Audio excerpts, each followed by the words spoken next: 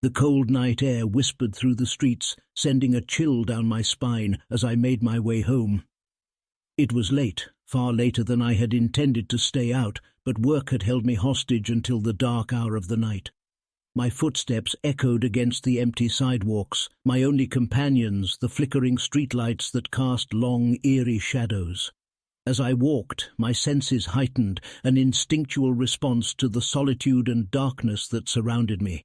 A feeling of unease prickled at the back of my neck, as if someone or something was watching my every move.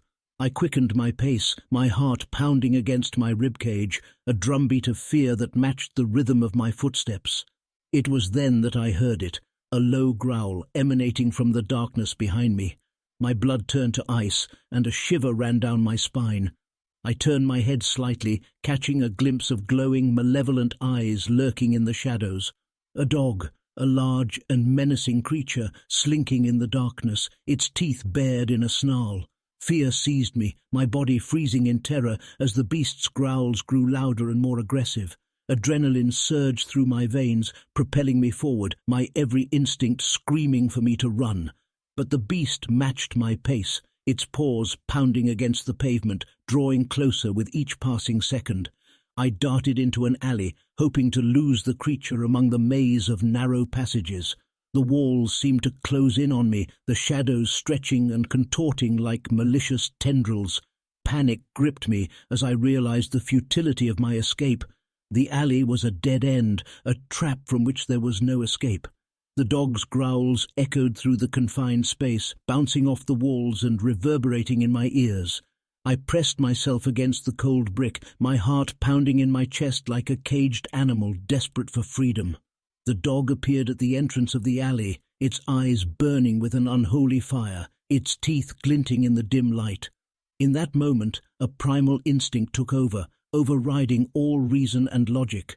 With a surge of adrenaline, I bolted in the opposite direction, desperately seeking an exit, any way out of this nightmarish ordeal. But the dog was relentless, its growls turning into barks that echoed through the silent night, an auditory beacon guiding its pursuit. My breath came in ragged gasps, my legs burning with exhaustion as I sprinted through the desolate streets. I glanced over my shoulder, and to my horror saw the dog closing the distance, its eyes locked onto me, a predator closing in on its prey.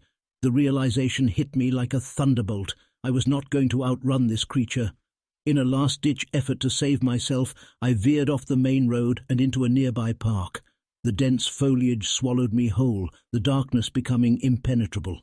My heart pounded in my ears, drowning out all sound except for the rapid thump-thump of my footsteps against the earth. But the dog was not deterred. It crashed through the undergrowth, its snarls growing louder, closer. Panic consumed me as I stumbled through the darkness, branches scratching my face, roots tripping me at every turn. I could feel the hot breath of the creature on my heels, its hunger palpable in the air. Suddenly, a glimmer of hope pierced through the darkness, a dimly lit cabin at the edge of the park. I sprinted towards it, my muscles screaming in protest. With a final burst of strength, I reached the door, slamming it shut behind me, hoping against hope that it would provide me sanctuary. I stood there panting heavily, my body trembling with exhaustion and fear. Through the small window I could see the dog pacing outside, its eyes fixed on me, a silent promise of vengeance. I collapsed to the floor, tears streaming down my face, my mind haunted by the harrowing chase that had brought me to the brink of madness. As the night wore on, the dog's growls gradually faded into the distance, leaving behind an eerie silence. But the echoes of that night would forever haunt my dreams, a constant reminder of the terror that lurked in the shadows.